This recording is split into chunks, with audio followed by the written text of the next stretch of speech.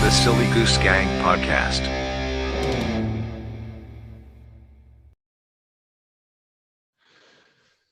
Okay, and we're back in episode 79 of the Silly Goose Gang Podcast. And we're joined today by Brady Pesola from the Grey Man Project. So Brady, thanks very much for joining us today. Thanks for having me, guys. I really appreciate you. This is one of the podcasts that came about purely by the wonder of social media.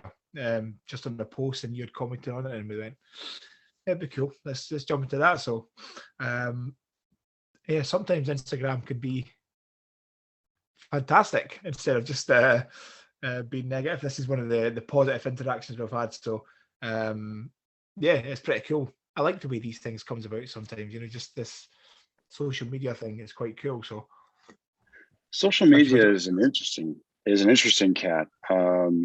These days, it seems like social media kind of runs our society. Twitter and Facebook and Instagram, people's opinions are very out there now these days. And it looks like if you look at the news stories and stuff like that, social media influences the way the media goes, and the way there's a lot of influence and pressure from people these days on social media. So it's interesting. So it's always good to see folks like you guys out there doing wonderful podcasts and having great people on there. So I mentioned this before, guys. I appreciate you having me on, despite some of the big names that you guys had on, so thank you again. I'm excited to sit here and talk with you guys and listen to those wonderful accents that you guys have.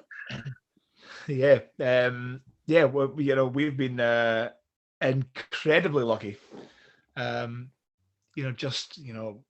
Talking about some of the guys, being able to reach out to Jack Carr after he'd been on Joe Rogan last time.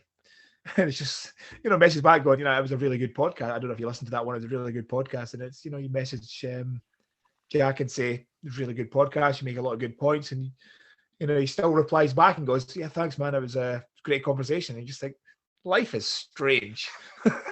It's super strange. It's certainly been an interesting ride over the last couple of years. Definitely been an interesting couple of years. How's things been with you out in San Diego, right? San Diego, it's beautiful. It's definitely interesting in California. The way people have reacted in the last couple of years has been an experiment in social behavior and watching people and how they react emotionally to the things that have been going on, the pandemic, and the way the politics are, and the way the news and media and entertainment, has addressed this issue in the last couple of years. I do executive protection, and I protect a fair number of different people. And so during the pandemic, I was fortunate enough to still be serving a purpose when many people were not working and trying to figure out what it is that they were going to do to try and pay bills and things like that. When so many people were told, hey, you can't come into work anymore, or you're. And imagine, what was interesting is people being labeled non-essential. That's a hell of a thing to be told. When you wake up every morning and people in our society are always looking for purpose. They're always looking to feel a way that their existence means something, that it has meaning. And so when you're told that your existence is not essential to the contribution of our society, and it's a hell of a thing, to wake up and hear that, and you just sit there in your house. I mean, for some people for 2 years, wondering if they'll ever go back to normal, if they'll catch this dreadful disease, or if they'll, be able to pay bills, and spend hell of an emotional roller coaster for people. And I started the Grey Man Project around just beginning the pandemic, because I wanted to bring, when at the beginning of the pandemic, it was all fun and games, right? It was like, we were running out of toilet paper and Tiger King was on, right? It seemed kind of like a novelty kind of thing. So I can't wipe my ass, but at least I got to watch White Tiger King, So, so when I started thinking to myself, it's like all these people are out there. They don't have basic supplies. And as you know, there's communities out there like the prepper communities and survival communities that practice self-reliance and to be prepared for catastrophes that happen. And I thought to myself, that's a very niche community. You see it on Instagram. Instagram is one of the biggest places you see. Everyone posts flat lay pictures and their cool little shelters outdoors and their, fancy, all the pictures look like, advertisements for LL Bean and Canvas and shit like that. So, but the thing is people just, self-reliance is such a far off idea. And I think people, when they hear self-reliance and preparedness, they tend to let their mind wander into political agendas, and it's a niche for certain political sides here in the United States. So I wanted to bring self-reliance in a more edible format that people can eat and go, hey, this is agenda free, political free. You should be self-reliant. You should have certain things for yourself to help you get by the basic necessities of hygiene, food, water. Things like that. It goes above and beyond, the whole, we have the doomsday prepper community, and these guys just they store all this ammo and food, and stuff like that. And I'm going to make fun of them later on in the podcast, because there's certain quirks and things like that I love calling out the prepper community for, especially being overweight. I like to fat shame them a lot. And I know people are like, it's gonna fat shame. No, here's the thing.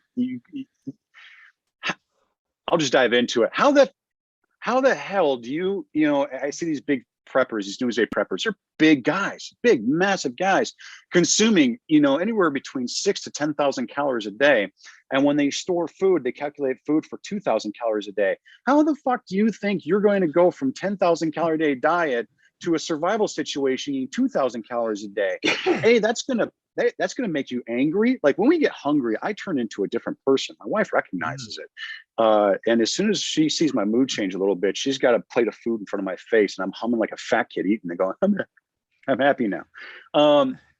But it's really kind of crazy to see, that these folks have these weird ideas of what preparedness and self-reliance is, and they tend to think it's a bunch of, right-wing rednecks over in the woods wearing camo and shooting machine guns complaining to the government, when really self-reliance is just anything from domestic self-reliance, wilderness self-reliance, emotional self-reliance. Why are these things conceptualized for just one side of a political spectrum when it doesn't have to be political at all? My wife is half Vietnamese, and my mother-in-law is from Vietnam. They are low-key preppers. When people come from certain poor countries, man, they store and stack and hoard everything. I asked my wife, I said, we got toilet paper? And she goes, did you really ask that question? And she was like, Costco 5 days ago, because the sale was going on. It was like, all right, we're good. And then watching people react to the pandemic, and I went out and explored, and I wanted to see the world firsthand, other than what was, shown on social media and shown on TV, and people really just fearful and scared. And of course, it's a natural feeling. You fear the unknown, and it was unknown what this was, what harm it could do. Was it Ebola? Was it, something? Is it the flu? And everyone in our society now, it has become so polarized that one side really mitigates the idea of what it is, and people on the other side overblow what it is. And the truth is somewhere in the middle, and that's where, in the middle is where rationality is. In the middle is where logic is. And I think too many people on one side are too emotional or too one way or the other. And I think we need to start looking at a society and start valuing a rational approach to things more than an emotional approach to things. Definitely. It's interesting you talking about that, kind of the two sides of everything there, Brady, because we've seen it even pre-COVID. We've had it in the UK for probably 7 years, 8 years, because we kind of went through Scottish independence, where there was an independence vote. Should Scotland be independent? Split, yes, no, nothing in the middle. We then had Brexit, so Britain was leaving the European Union, yes or no, nothing in the middle. Rolled straight out of that, straight into COVID, yes or no. And then now I suppose the next thing we're rolling into is this World War III. World War III, yes or no. That's kind of where it seems to be going. So I feel in Scotland, we're almost ahead of the curve with this split of you can't be in the grey area. I know you're ironic, your project being called the Grey Man Project, but you almost can't be in the grey area now because you're not allowed to sit there. You have to pick a side. And it almost becomes the default. If you don't pick a side, people instinctively think, well, that means you're with them, whoever the them is, as opposed to acknowledging that, well, no, I can be in the grey area. And sometimes I like what that person's saying and a little bit of that person. And in an ideal world, take a little bit of that and a little bit of this. And you've got what you want to work with. Unfortunately, for society, there's this false dichotomy, like you said, that if you're not for one side, you're against the other, and that's not the case. You can't. It's people are so beholden to loyalty, political loyalty or ideological loyalty, that they refuse to see that there are parts that are good and parts are bad, and we should take the good parts, bring it together here in the center, and then separate out the bad parts. And unfortunately, people's morality is based off their emotional positions, and they start painting other people and expecting other people to act as they feel.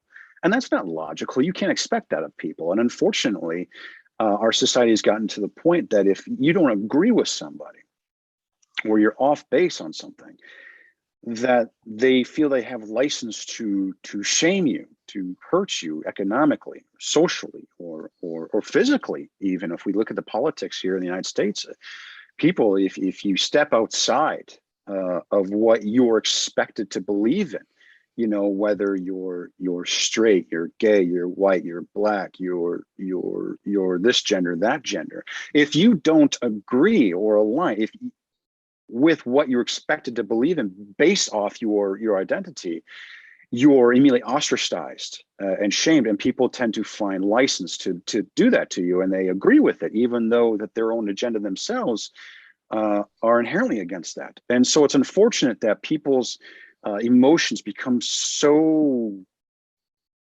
hardened that they don't see the injustice in their actions, and then turn around and claim victim when it's turned around on them, unfortunately.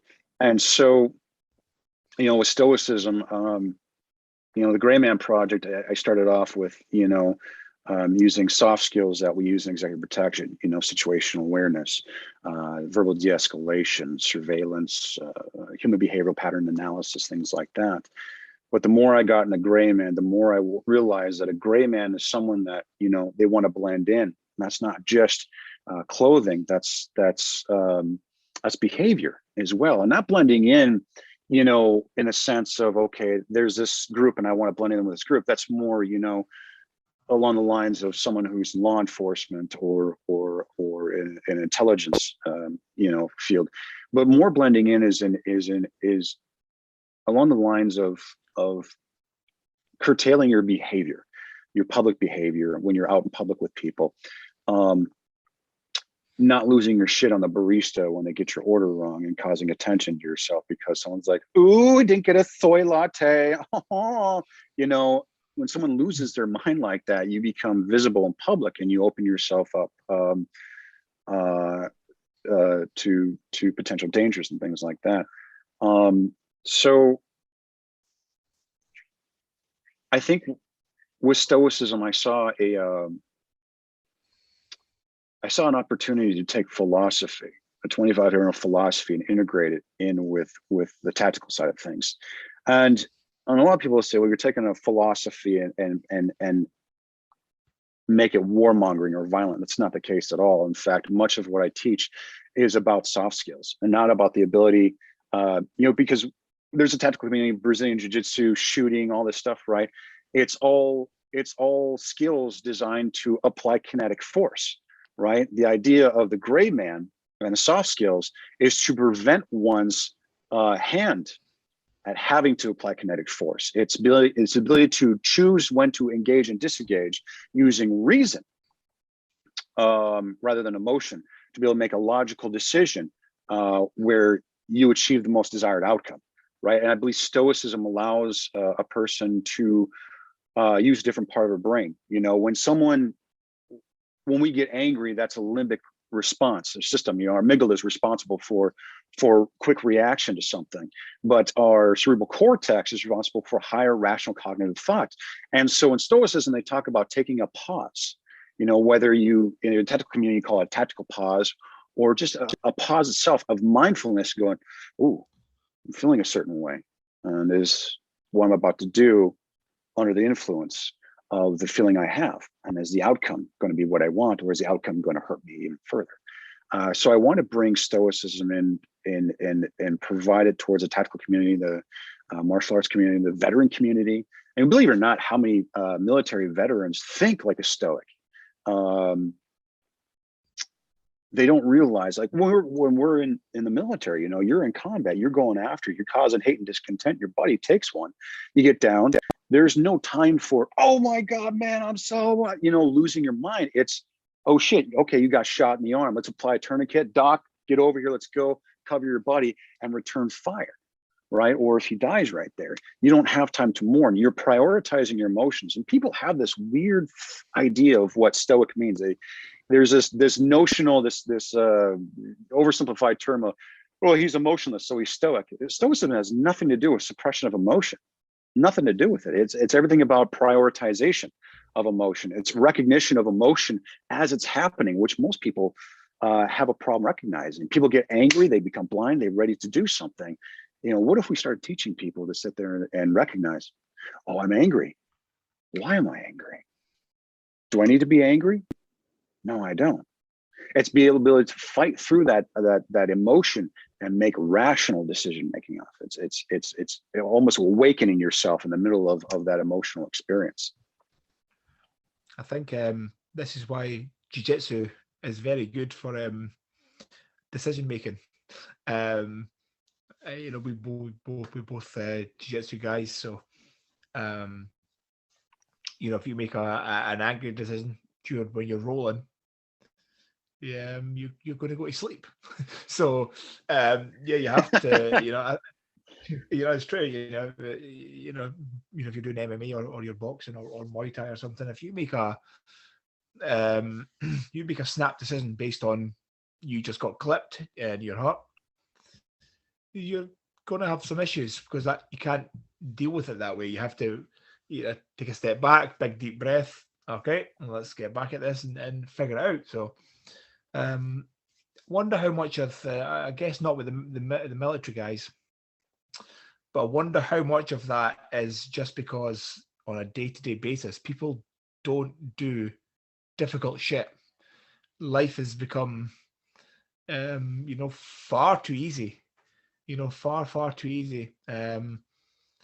So I think, like you're saying, the guy who gets upset because he doesn't get the correct coffee from Starbucks, and he doesn't get a double spiced pumpkin latte, whatever it is, and those guys who get upset, is that really an issue? Have some black coffee and shut the fuck up. Like, it's not a problem. Like, So the military guys would be interesting. I don't know, whether that's some, well, maybe you could tell us, like, is that maybe a PTSD thing from being on deployment, or, does that have its own thing compared to the average guy, do you think? Well, PTSD is a whole different issue. And I want to be clear, PTSD isn't just experienced by military guys. There's a lot of people out there that have experienced messed up things in the past life. It's called post-traumatic stress disorder. We hear a term and we have an idea in our head, but when we actually listen, it's like listening to lyrics of a song, right? We sing along the song, but if you listen to the lyrics of a song, you're like, "Oh wow, this means something." The same with PTSD. It's such an overused term nowadays, and people go, "I got rear-ended by a car today, and now I have PTSD for the next 5 years." People have oversimplified it and overused it, and there's a lot of veterans I do believe suffer PTSD, and then there's things I think veterans that want to be identified as suffering from PTSD because in our society we live in the woe is me type of atmosphere and social media where people can get sympathy for things that have nothing to do with them. I've met a lot of bros with PTSD, and they all explain to me it's kind of like an overexposure of film. right? You remember the old back in the day, you know, you'd take we're old enough to know that you used to actually have to like crank a film or whatever, you know, if it's overexposed. And that's what PTSD, you know, is. It's overexposure or something that's imprinted in your mind. You know, it's kind of explained like this: is I call it warrior blue balls, and I'll explain. Right. So think of it like this. And for those who want to understand, this is one way of looking at it. There's tons of different ways. I'm not a doctor by any means. I'm a crayon-eating Marine, so forgive me for breaking it down like this. I'm not a scientist. I'm not perceived with PhD or doctor.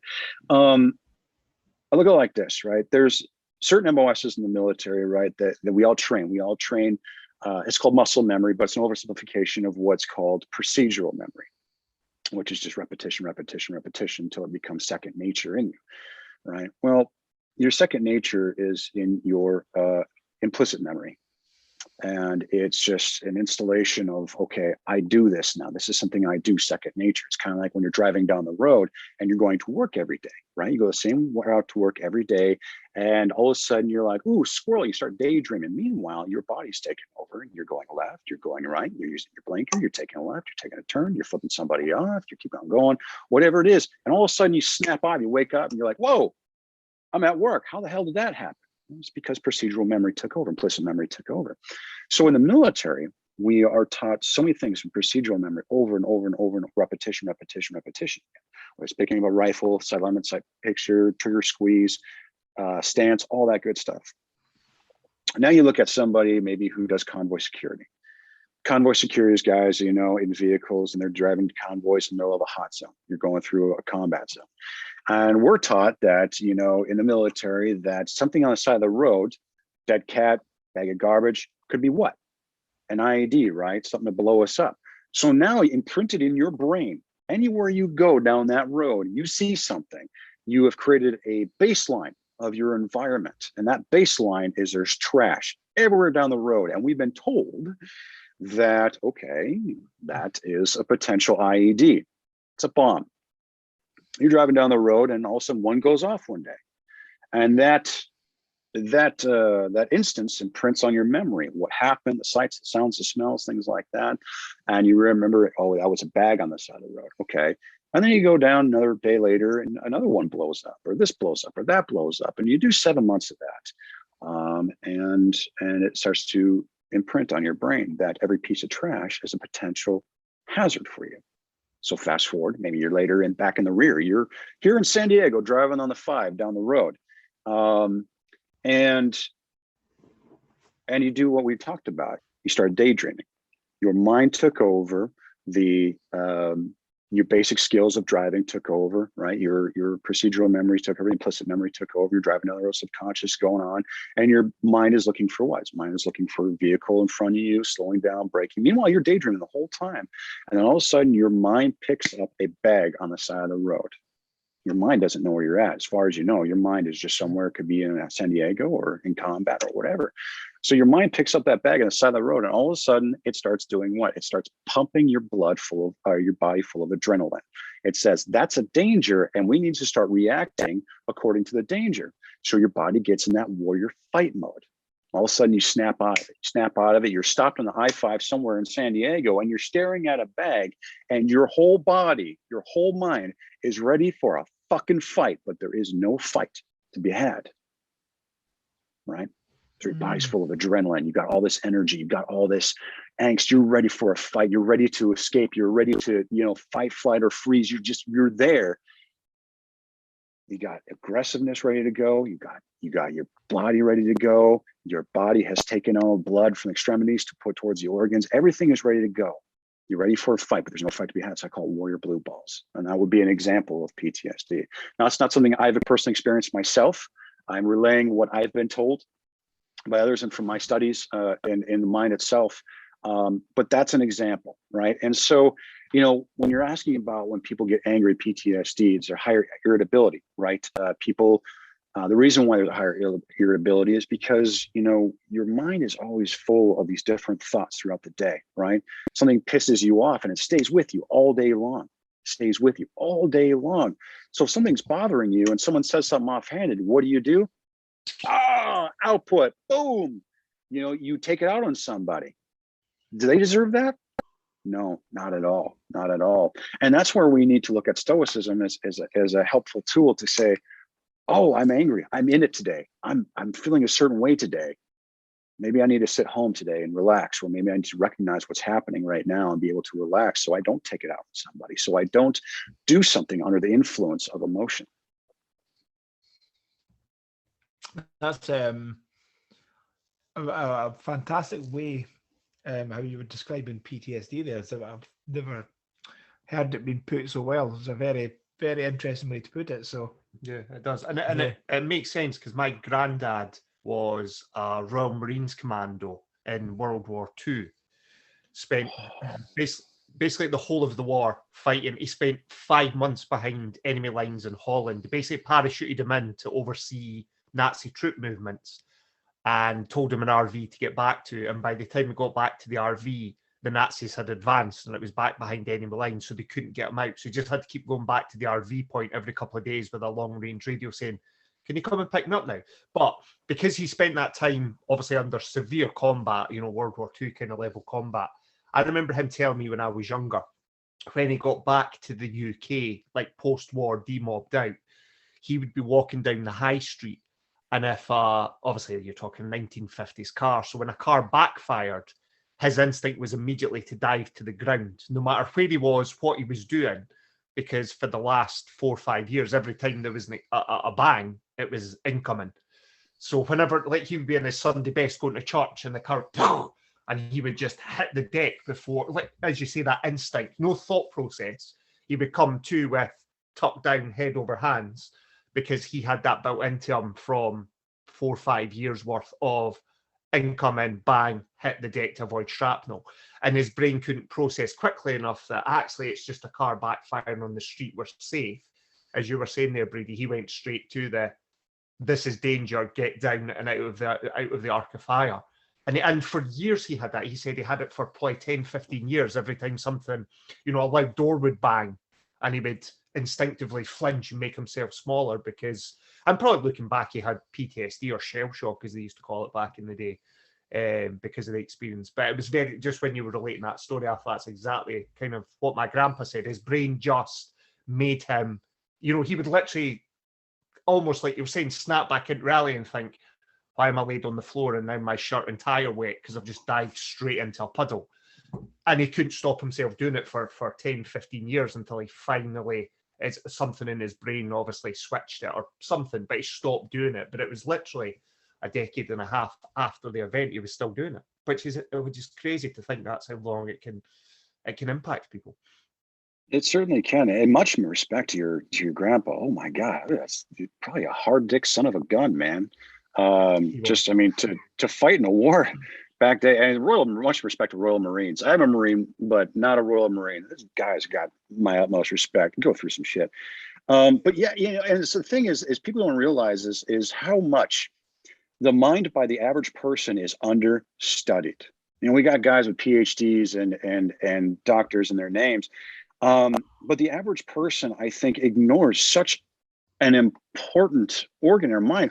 Our consciousness exists in the same organ that we don't study. We don't study ourselves. I mean, you think of it, look at it, and I know this is going to get in some far off, like, yeah, man, that's like some cool stuff, But I mean, think it, who we are as a person, the you, the self. It's consciousness, and whether it's consciousness exists from a higher power or as a side effect of the operation of the brain. We don't study ourselves and who we are, and so and I would think most people would find so much use and therapy and help in studying their own minds. It's such a complicated issue. And the subconscious doesn't know where you're at. When your grandpa hears a bang, the mind doesn't, the subconscious, the hippocampus and the amygdala doesn't know where it's at, just hears a sound, instantaneous reaction. And the amygdala is responsible for that output. It's responsible for that. And so it takes a second. There's two routes, from stimulus to reaction that people tend to take when they react to something. There's a short route and the logic route. I call the long route the logic route. So basically it's stimulus. And then there's a short path from stimulus to the amygdala. So for instance, we're all three of us are trained guys. When someone comes behind you and jolts you, what's the first stance you get into? You get no fight stance, right? This is a trained stance. Your fist is up, your arm is out, your block, you're ready to go into it. There's jab, back, strike, right? That's a quick, instantaneous response. So if you spent years in combat, and you hear a shot like your grandpa did, stimulus to reaction, boom. The long route's still processing. The long route goes through the sensory cortex, eyes, hearing, all that good stuff, the senses. Then it goes through the hippocampus and thalamus, and then it goes through the amygdala. That logic route goes through and goes, oh, that was a backfire by I'm in a puddle. Holy shit. All right. Well, that wasn't very good. Right. So it takes a second. So depending on who you are and the severity of the trauma that you've experienced is going to depend on how quickly you come to and able to take that pause and go, oh. So when someone scares us, jolts us, we get into that fighting stance, but then that long route's going, oh, it's my buddy. Well, I could still get away with fucking him up. No, we're not going to, right? That's still the short route and long route, And so with the more that we understand our minds, the more we begin to really understand the operation and be able to really start affecting ourselves. And I think the more we study our own minds and research, the less dependent on opiates and medications, and that people have become, especially in the military community, guys I have anxiety, I have a depression, and the doctor's like, oh, okay, here's some pills, see you next week, let's see. And the side effects of these pills to treat depression, anxiety is worsened anxiety and worsened depression. How does that make any sense? And so, and the average American who experiences anxiety these days, and they say a lot more Americans experience anxiety and depression more than ever. And I tend to agree with that because we are exposed to so much more information that's negative, that's shitty. Our environment, or our everyday environment around us is inherently hostile towards our minds and towards our bodies. And so people tend to take pills to try and relieve it. And it's easy. Human beings take the path of least resistance. So if someone can take a pill or drink a bottle of alcohol to help calm the noise in their head, they'll do that a lot quicker than they will go to the gym or pick out foods that are healthy, or go train or go do something, right? And so because humans are inherently lazy, we are victims of ourselves by substance abuse, by drug abuse, and by overconsumption of food. Food is a hell of a stimulant, especially like, people don't realize this. You guys know what tryptophan is, but we understand tryptophan is, it's the chemical that turkey makes you go to sleep. That's actually a misnomer. It's not. Tryptophan, it helps release serotonin in your brain. That's why people eat so much food. It releases serotonin, makes them happy. Sugary foods and things like that, high sugar foods, high carb foods, and we're all guilty of it. It's called comfort eating. The reason why it's called comfort eating is because it releases serotonin in your brain. The bad kind, the bad foods release that. So you got to look for good foods, like salmon. Salmon has tryptophan. Eating salmon is very good for you, right? So people are so quick to take pills and drink. It does so much damage to their body.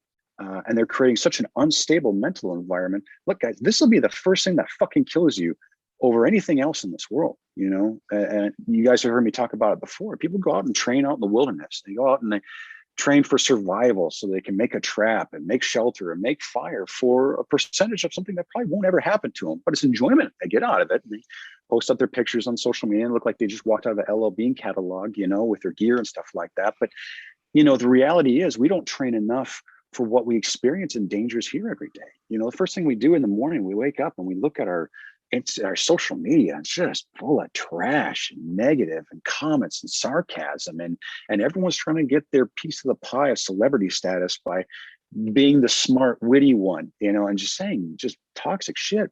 So that pisses you off, and you put that down. You get in the shower, you get out, you're running late, you need to have your coffee. So now that's pissing you off. Then you get in your car, you sit in traffic, you're looking around, and she's putting her makeup on, he's reading newspaper, and the guy in front of you is doing whatever the fuck he's doing, and he's not, there's 3 car lengths open. You're like, go! It's pissing you off. By the time you get to work, you're in such a hostile state of mind.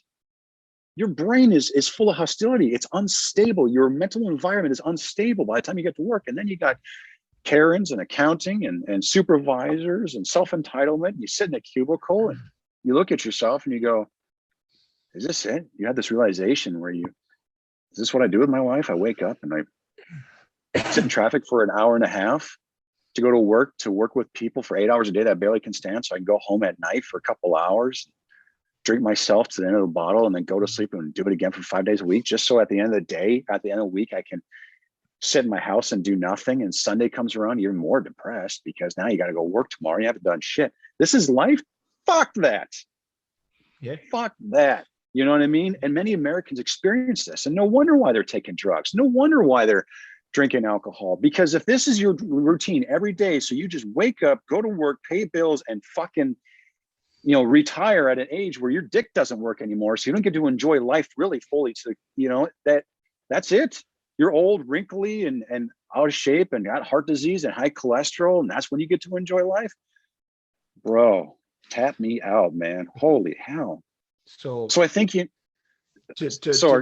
look at the flip side of that, Brady, tomorrow morning we will get up 5:30, 6 o'clock in the morning. We do jiu-jitsu, so we'll simulate murder for an hour, and then we jump in a cold loch, so we get nice and cold, and then we can have our shower, we can have our coffee, and then we can go, yeah, life's pretty fucking sweet. This is all right. Yes. And that's what people should be doing. People should be getting up early and doing something that makes them feel good. You have so much small control in your life. Your life is run by work, by money, chasing that dollar. It's run by emotions, right? Every little bit of self-control that you can get, try and take, and that's what you boys do. You get up in the morning, you go jiu-jitsu, you roll around on the mat, you have some control, you practice art, you practice a martial art, you make yourself stronger, you improve yourself, you have a cup of coffee, you do what's called voluntary discomfort. Stoics love voluntary discomfort. It's in an ice bath. The Stoics always say, hey, be poor. Go for a day without the things that you need. So you experience that, understand that, so you're not afraid of it. Go be cold for a couple hours. So when you experience it, you don't fear it. You have to immerse yourself in the things that you fear, so you don't fear it any longer. And you guys doing the cold baths, voluntary discomfort, that is stoic AF, man. That is good shit. And you're training, you're bettering yourself. You're doing that. And then you have a cup of coffee. You have gained control of your mental environment before you started your workday. And I think that's so valuable. Yes, I know we both struggle, sorry, Chris, but I know, talking, just backtracking very slightly, at the start of lockdown, when I wasn't training because everything was shut down, I could feel it impacting my mental state because I wasn't able to train every weekday. We weren't doing the lock jumping in at that point, but it is true that it makes a massive difference having that control and doing something difficult. Like Chris is saying, you do something difficult by 8 a.m. The rest of the day, you're like, well, it can't get any worse than sitting in 2-degree temperature water. Do you know what I mean? Everything can only go uphill from there. So everything that might have been the shitty situation feels a little bit better because it's not quite as sucky as that initial, I'm going to sit down in 2-degree temperature water and end up cold for. And also surround yourself with absolute fucking savages helps. Yeah, definitely helps. Yeah, you experience. Yeah, absolutely. You experience like-minded people.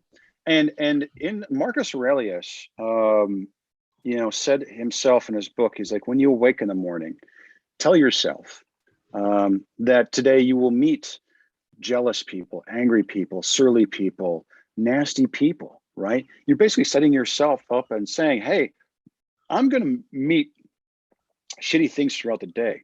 And allows you to expect that. So the first thing you do in the morning is you put yourself through a regimen of exercise, of physical challenge, of discomfort. So that way, whatever happens throughout the day isn't as bad as the morning, but at least you had control over what you got to feel bad about. They say in Stoicism, there's only two things you can control: your emotions and your actions. And you starting off with what you boys are doing in the morning is beginning to control your emotions. So that way you can control your actions later on. Everything else at the end of the day, they say, hey, look, nothing else is your control. So why be concerned with it? If it's not your concern, why worry about it? Why be upset about it? What's going to happen is going to happen. There's nothing you can do about it. So accept it, right? Accept things as they happen. Don't wish for things to happen as you want them to. Wish for them to happen as they do, and you'll be at peace. That's Epictetus. And of course, and obviously there's the spiritual aspect of things happen according to nature. Within Stoicism, they say, what's going to happen has been pre-planned from the beginning of time, and it's to accept things. Of course, you can certainly try and influence things, but even if you try to influence it and it doesn't work out the way you want, it worked out the way it was needed to, in accordance with the nature, in accordance, hey, this happened the way it was supposed to, and I should accept that and love the process of it, just like anything else does, right? When you go into a jiu-jitsu match and you lose, you try to influence the outcome, but you didn't experience the outcome that you wanted to. Maybe you lost, maybe you tapped out, maybe you woke up going, son of a bitch, was that a rear naked choke? Okay. And okay, fine. But you accept the outcome and you love the outcome and you appreciate the outcome because that outcome made you better. You didn't win. Okay, that's fine. Winning doesn't make you better. Losing does. Experiencing adversity, experiencing discomfort makes you better because it teaches you. There's a guy named Marcus Aurelius Anderson, and he wrote a book called The Gift of Adversity. He's right on Instagram too, and I follow him and I like him a lot. I mostly like him because he has a badass name. But yeah, it's the gift of adversity. When you said that, Brady, you said Marcus Aurelius, I'm going, as in Caesar. Did he really say that? No. So there is Marcus Aurelius, who was the greatest last of the Roman Empire, who wrote the book, wrote his diary, Meditations, and it's a terrific book actually, and I carry it with me like an Episcopalian carries a Bible around. I carry this with me. I have notes and folds because every page that you find in here, you'll find wisdom. Feeling bad one day, open up and you'll find a piece of wisdom. No matter what page you go in here, you'll find wisdom. But there's another guy, there's an actual guy on Instagram. His name is Marcus Aurelius Anderson, and he had written a book called The Gift of Adversity. And truly, adversity is a gift. Adversity is a gift that you experience every day, because if you're a person who seeks betterment, then you welcome adversity. Then you welcome discomfort. You welcome it because it makes you better. Right? In Stoicism, there's the 4 cardinal virtues of wisdom, courage, justice, and temperance. And I always tell people, I said, you should strive to go to bed a better man than when you woke up, or a better woman than when you woke up. Every breath that you take, every day, you become a different person, a better person. Who you were today is not who you were a month ago, 6 weeks ago. People talk about this idea of they pull up things from social media from years ago and they say, you did this. That person isn't who they are. It doesn't matter what political party. I see people pull up, shit that people said that I disagree with from years ago. It's like, that's not the person they are now. Everyone's allowed to change, evolve, adapt, and become better. No one is perfect. And unfortunately, our society has forgotten that.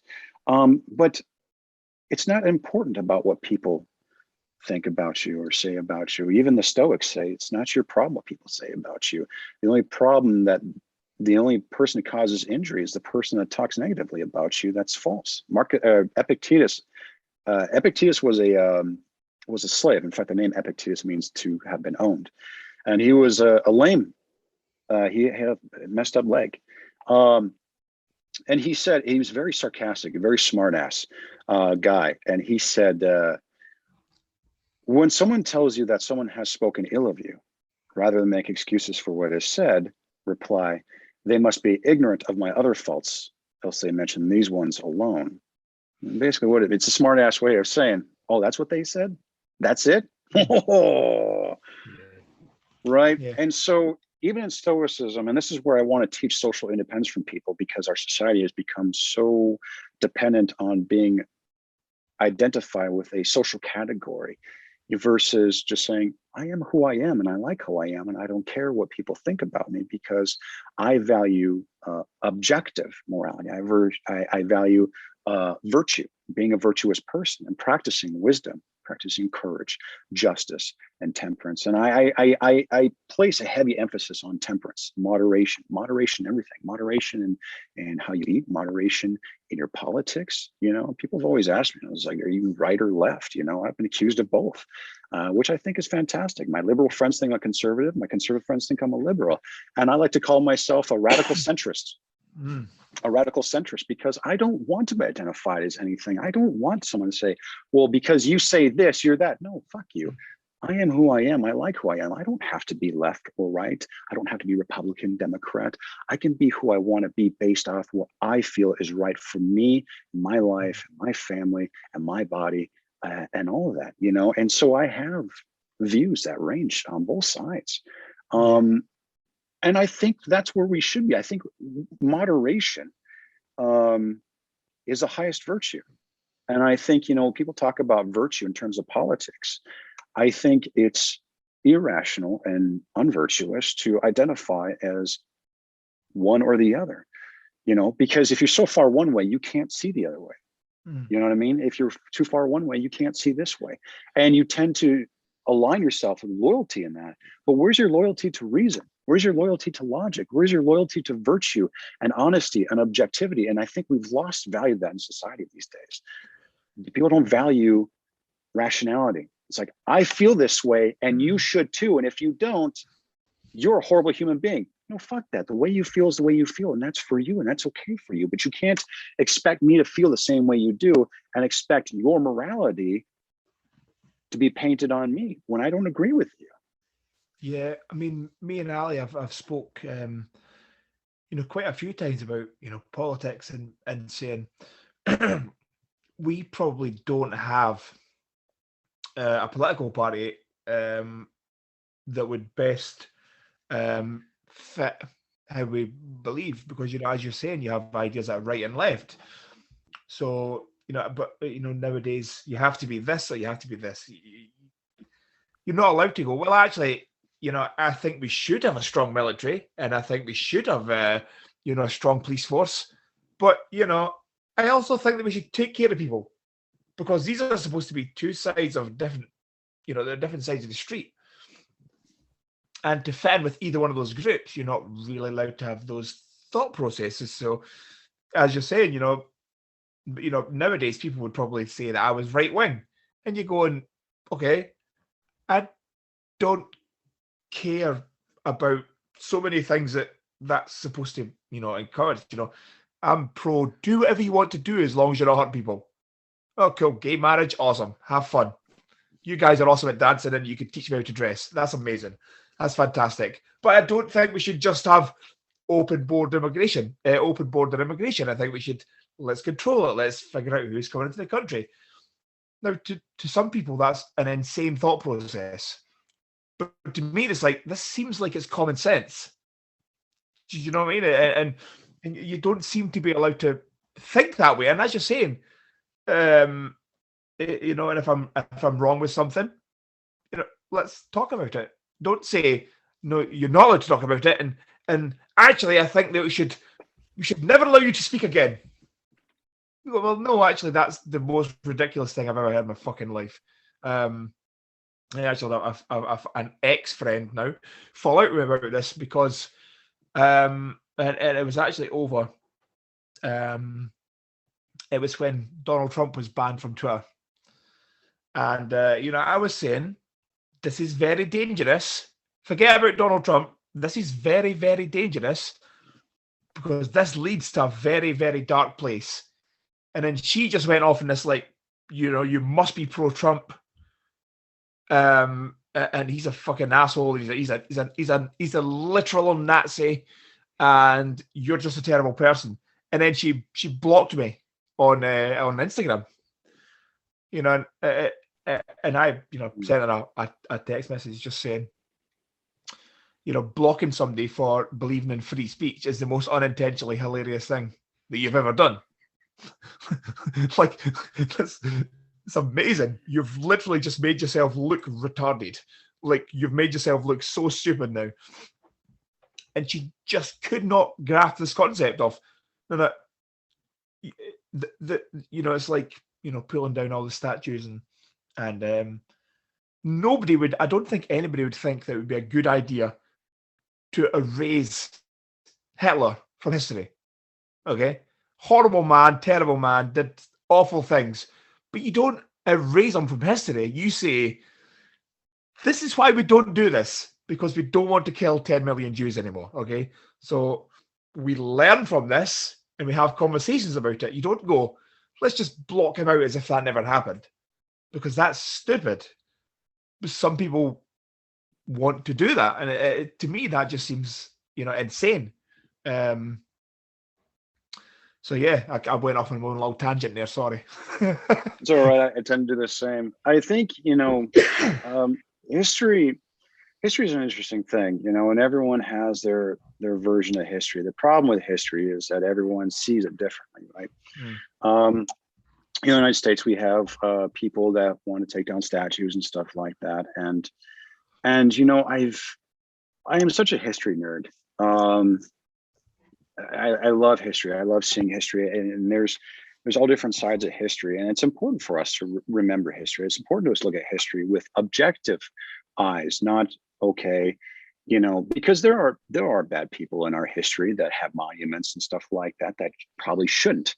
And everyone has their own idea of why that monument should be there and symbolism and stuff like that.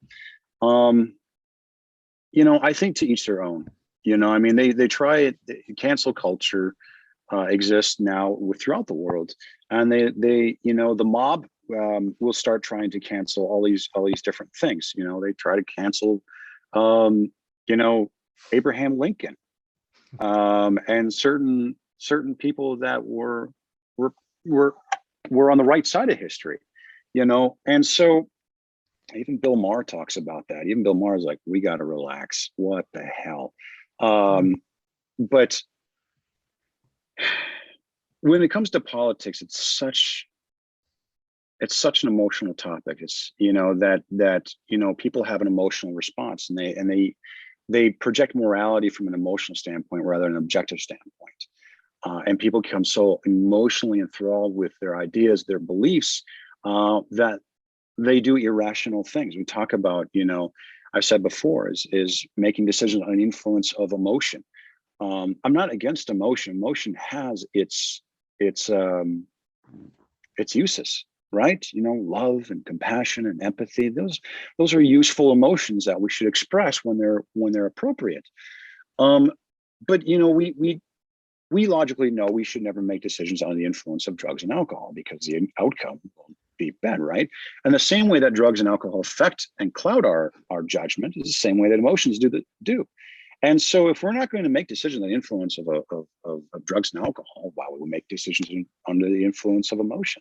We shouldn't. We should value logic. And unfortunately, like I said, when it comes to politics, it's people think, unfortunately, like here in America, I think people on the left think with too much emotion, and people on the right think with too much religion. And the objective morality, objective virtue that I think people want is somewhere in the middle. But because they are so scared of stepping away from the crowd, they won't, even if they disagree. And that happens a lot. You see it when someone steps away from the left or someone steps away from the right. They're immediately shunned. They are attacked. They are canceled. They are doxxed. And these are despicable practices, and because people feel that you no longer align with the morals, they feel like they have license to treat you ill. They become the people that they hate. And so unfortunately, people are scared now. People are scared to want to come to the middle. People are scared to let go of their biases, their cultural biases, racial biases, religious biases, political biases, because if they feel they step away from the group that they're accepted in, that they will be shunned, and they're scared. They're scared for their own survival. And what that goes back to is it goes back to the days. It's tribal behavior, because back in the day when you were shunned from the tribe, it meant your exile, it meant your death, certain death, because you could no longer provide for yourself. If you were, specialized in a job within that society, and we go back before even, go back to early hominids when we existed alongside Neanderthals. we had our own little tribes, our own little groups. And if you didn't, concede to the group thought, you were exiled and you would die. Yeah. And that instinct carries with us. We're scared to leave the group. We're scared to leave the tribe. We're scared to be independent. It's easier now to be independent. We're just scared because we think if we leave the group, it will mean certain death. That instinct still carries with us. And people need to realize it's like you'll survive on your own just fine. When you're shunned, when you're excommunicated, that's a good thing. It's fine. You'll be fine. You'll survive. You have to start with loving yourself first. And that's the problem with our society is I think we all have lacked confidence and love in ourselves. Now, I know it sounds the hippie version of the drum beating stuff like that, but we really have. When's the last time someone looked at themselves in the mirror and said, I like who I am. I like my opinions. I like the way I look. I like the way I feel. And if someone doesn't agree with me, it's okay if they don't agree with me. And it's okay if I don't agree with them. When I was born, I did not sign a contract saying everyone had to fucking like me. And I didn't sign a contract saying I had to fucking like every single person. So why the fuck are we as human beings so concerned with the way people think about us? We shouldn't be. Marcus Aurelius says, it's funny, we're so concerned. No one loves ourselves more than anybody else, but we're concerned with other opinions of other people than our own. Why? And look, we don't want to stretch so far into, narcissism and sociopathy where your opinion is the best opinion on earth. No, we should be open to the idea that we are wrong, right? But we should still love ourselves enough to be able to say, it's okay if I step away from this crowd. It's okay if they shun me because I like who I am. Be content in the presence of yourself. When you are content in the presence of yourself, you are unfuckwithable. People can't fuck with you. That is the ultimate empowerment. I got a daughter and I want my daughter to love herself and be so independent that when she decides to date a guy, she dates a guy not because she feels she needs that guy, but because she wants to be with him. And as soon as he starts dealing bullshit at her, she goes, oh, fuck you, dude. I don't need you. I like who I am. You're full of shit and I don't want nothing to do with you. I want her to have that independence, that empowerment as a woman to step away, and that's women these days. I try and tell women these days, like, look, love yourself first. You don't need a man. No, when feminists out there say, I don't need a man, you're right. You don't need a man. You don't need a man. You need to love yourself first. Be domestically independent, self-reliant on yourself. Men and women need to love themselves first before they start getting in relationships. Men and women need to love themselves first before they're committing to these different groups and ideologies and things like that. The moment you start loving yourself more and questioning everything that you think is true and start asking yourself, why do I believe what I believe? Is it wrong? Is it right? What is it? Question yourself, love yourself, and be confident enough to say, you know what? I like the way I think. I like the way I am. I'm open to criticism. There's nothing wrong with criticism. But be confident in yourself first. And the more confident you are, the more independent you're going to be, and the less fearful of stepping away from the mob, the group think. The mob has no brain. It's just a bunch of people together. There is no logic. There is nothing in the mob that makes any sense. And the moment people start separating themselves from the mob one by one, is the moment the mob starts separating and people start thinking independently, start thinking logically and rationally. But you got to love yourself first. You got to be confident in yourself first. You got to wake up in the morning, look at yourself and like yourself, who you are. And the more that you like yourself, the less you're going to tolerate people's shit throughout the day. The more happy you're going to be, the more at peace you're going to be, because you don't give a fuck about what people think about you. The only people that should give a fuck about you are the people that you go to bed with every single night, the person you wake up to every morning, whether it's yourself, your spouse, your partner. The only person whose opinion I give a fuck about is my daughter. I want her to think well of me. So I work as a man, I provide. I want my wife to think good of me, and of course my employer, right? Otherwise, they fire you. So you want your employer to like you. But even then there's a certain boundary where you're not going to let them run over you. You're not going to let them treat you like shit, because you got to love yourself and dignity and say, you know what, I'll make it work. I will make it work somewhere else, but I don't need to take this bullshit from you guys. Does that make sense? Mm. And so really it comes down to, when it comes to mental resilience, social independence, and self-reliance, it comes down to you loving yourself and being confident with yourself every single day that you wake up and finding peace with yourself. You find peace with yourself, you'll find peace with everybody else. That's a fantastic little bit of philosophy. I like it.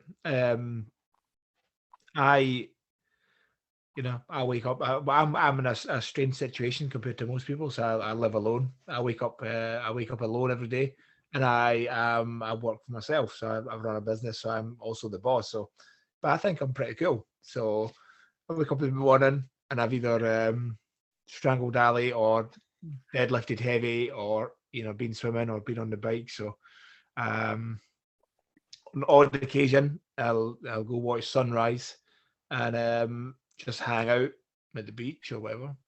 And Love that. I'm Love that. probably the happiest person most people know. So I guess there's something to it. There is, brother. You're content with yourself. If you find a woman or a man, if that's your choice, you say, okay, I love myself enough that if I choose to be with someone, that's the biggest thing, is you get to choose to be with someone, not because you need. Need and want are two completely different things. I talk about that in the gray man. As a gray man, you have to be able to be confident and at peace with yourself to be able to engage and disengage with people you want to. So many women suffer, from narcissism from males. That there's insecurity there, and people who have insecurities get strung like puppets, man or woman. And the moment you identify your insecurities and attack those and make strengths out of them, you're going to find a lot of peace. And brother, you waking up every day, getting to do what you want to, it's a rarity. Enjoy it and feel that love for yourself every single day. That's amazing. That's awesome. And I'd also like to say, when you're talking about different people and race, religion, political beliefs, this is why jiu-jitsu is so amazing, because it doesn't matter if you're a Christian or a Muslim, or you're white or black, or you're Chinese, or you believe in the earth's flat, or you believe in what you want to take LSD. I will heel hook the fuck out all of them. It does not matter to me which color they are, what they believe in. You bring them all together and everybody can have fun and roll. And that's the beauty of the sports side of it, I guess.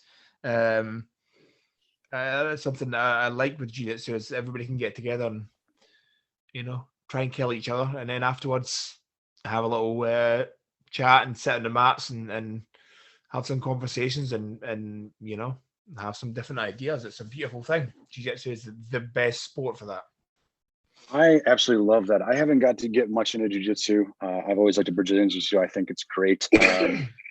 I think a lot more police officers would do better by practicing Brazilian jiu-jitsu. There'd be a lot less use of force problems. But what I love about mixed martial arts, even watching UFC, is you got guys, friends, lifelong friends, get in the ring, and they're going to commit violence against each other, but there's no hate. It's just, it's art. It's strategy, it's respect. They go in there, they give each other hugs. Even you watch McGregor, who is the biggest shit talker, but if he loses a fight or he ends a fight, he'll spend months just saying the nastiest, heavy-handed shit he can. But at the end of the fight, he still comes and gives him a hug, whether he wins or loses. He shows, and when he loses, he shows, respect. He's like, oh man, I got my ass kicked. He did great. I didn't train enough. And, so in MMA, I love that there's still respect. Of course, you have your falling out and stuff like that. You got your guys that hate each other or whatever. But in the reality, jiu-jitsu, you guys commit violence against each other, and you start causing hate and discontent because you want to better yourself, not because you want to injure the guy, because you want to better yourself. You like the art, you like the practice. And the cool thing is while you're in the middle of it, you're tied up. You're still thinking about what you're going to do next. And you get to use that cognitive function. You get to be in the moment. You're not just blindly grabbing arms, moving and rolling. You're like, oh, if I grab this, he's going to wrap his leg or hook me. You're using your cognitive function, using your cerebral cortex, your rational brain, and a bit of your instinct too, because when you feel something, you're like, oh, I'm going to roll this way. And actually, as you were saying, sometimes it goes back to that instinct thing where, somebody grabs, somebody underhooks or grabs a wrist or whatever you're saying. Your instinct is to go, oh, I need to get out of this. Maybe you roll, maybe you turn, maybe you frame, whichever one it is. So it goes back to what you were talking about earlier, where, like you're saying, you're driving to work and you're kind of daydreaming and your body just kind of takes you there. It's the same thing. It's the same thing with jiu-jitsu. It's the same idea. Somebody grabs something, if somebody does this, the first thing you think about is, before your brain can actually even make that decision, your body is already going, oh no, we need to go here, it's amazing. Really amazing.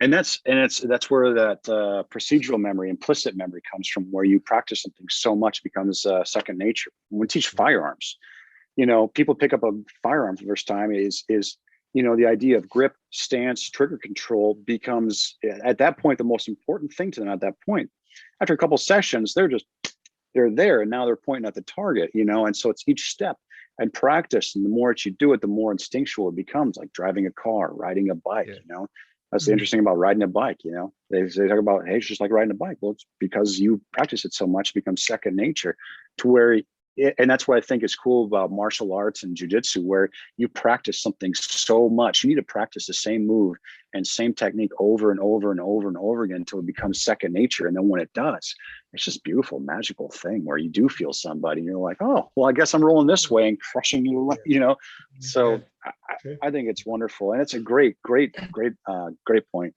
Yes, I had it on Thursday night. We were rolling with a lot of young guys. Our gym's kind of split between, like, myself and Chris train just Brazilian Jiu-Jitsu, but it's technically an MMA gym.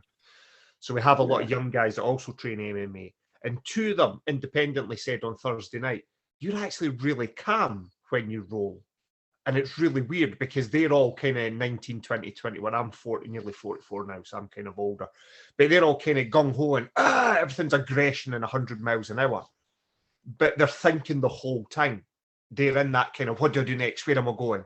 Whereas because me and Chris have trained for 4 or 5 years, as you're saying, it's sinking in that I can be a little bit calmer because I know whatever you're going to do, I've seen it a million times before from Chris that's better than the guys I'm rolling with. And it just slows everything down as well. So along with that procedural memory being the quick and instinctive, it also allows everything to slow down. I feel everything slows down so that you're not in that panic state all the time. And you can kind of bridge the gap between the instant, oh my God, I need to do this, but also have the little bit of logic that goes, I need to do this because that allows me to do that.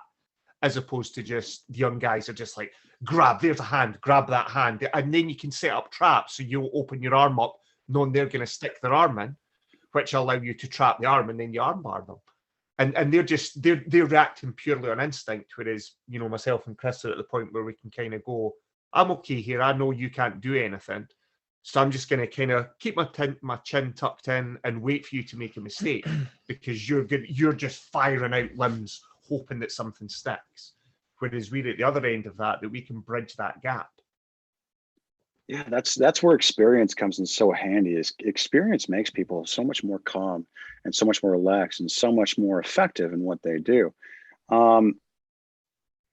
It's interesting to see what experience does towards a person. And people talk about, because someone's been alive for so long, they have enough experience and all that, but really experience in anything you do and continuous experience and repetitive experience makes a person more confident and more skilled in themselves, which in turn makes them happier, makes them more at peace, makes them be able to be in control of their emotions and be in control of your actions. And like you're saying, you're calm because you're in control of your emotions. You control your emotions because you know exactly what you're doing from experience, and that allows you to control your next actions. Yeah, definitely. Now, Brady, we are we're like an hour and I don't know, 10, nearly 15 in. I feel that we have a million things still to discuss. I know that Ali has had Ali does he's been on Zoom calls all day. I've enjoyed being a trainer and talking to people on Zoom. He's beaten up. He's very tired. So fair enough. I'm down for a part 2. I think that's probably enough for Ali's brain for today. He's had a long day on team calls. Fair enough. But yeah, I think there's definitely another longer episode because there's a million things. I've got a very slight cold, so my voice is a little croaky. But I think there's a million things I would like to go back on and really go into it. when we're a little fresher and a little more with it. So yeah, if you'd be up for that, we could certainly do a second episode and really get into the bones and really discuss some of these things. And I was gonna say, I had a great time with you guys, man. Time flies when you're having fun and having a great conversation. Really does, so yeah, thank you so much for having me on. I'm definitely looking forward to a part 2. You guys are amazing to talk to. It's always good to talk with like-minded folks and folks who are interested in the more cerebral aspect. You know, in my community, everyone's about being a super cool underwater ninja scuba sniper Jedi operator with multicam and cool fancy guns. But really, do they ever want to talk about the workings of the mind and its application to make you a more lethal person? So thank you guys for the opportunity to talk a little bit and run my mouth. No, it's been fun. I'd like to get into some more stuff about the mind next time. There's a lot of things there that I'd really like to get into. But definitely, yeah, we'll sort something out when we're a little. I'm a little less croaky. My voice isn't great, and Ali's not tired. Fair enough. There's a lot of things there that are very interesting, and I'd like to dig into. So yeah, we'll get another one scheduled. Definitely, we'll get a couple scheduled, and we'll also have we'll figure out the times, because right now, so have you guys just have your clocks just changed for daylight savings? Yeah, some crazy stupid thing that we do every once in a while for whatever dumb reason I can't explain. We changed times, so but I'll figure it out. We do it as well, but there's a weird disconnect between when Britain does it and when America does it. So last year we went early. We changed it this time, and you guys held off for another 2 weeks. Whereas this year, for some reason, you've gone this weekend and we don't do it for another 2 weekends. So trying to make it all sync up was getting difficult at one point. And the only reason I know it is thanks to the wonder of Instagram. People were sharing memes of, what do you mean you've stolen an hour off of us, kind of thing. And I was like, shit, America's gone early into daylight savings.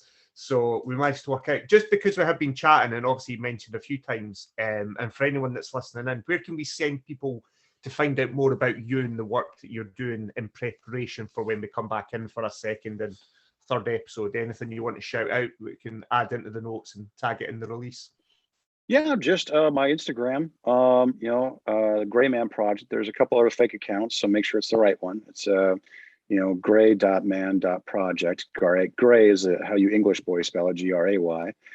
Sorry, I didn't mean, oh man. Oh, you can roast me for that one. You Scottish boys spell it. That's part 2 just been cancelled. No, part 2's gone. It's off the board now. I'm so sorry.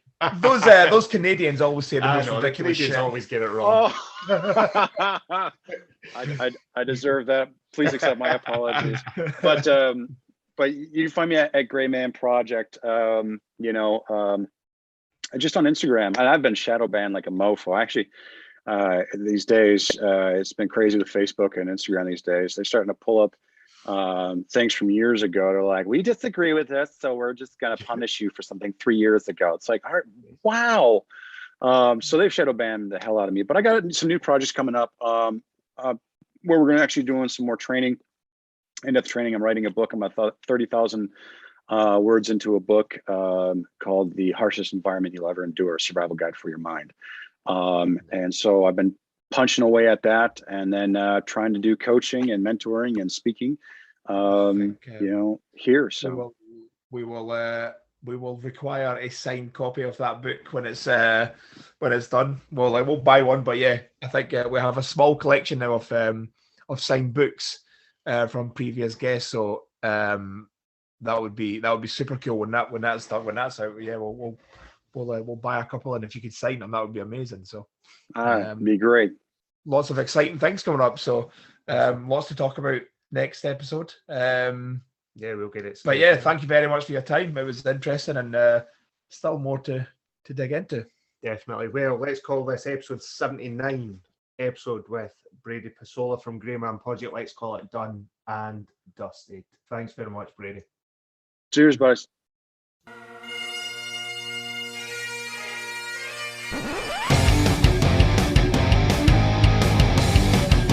The Silly Goose Gang Podcast.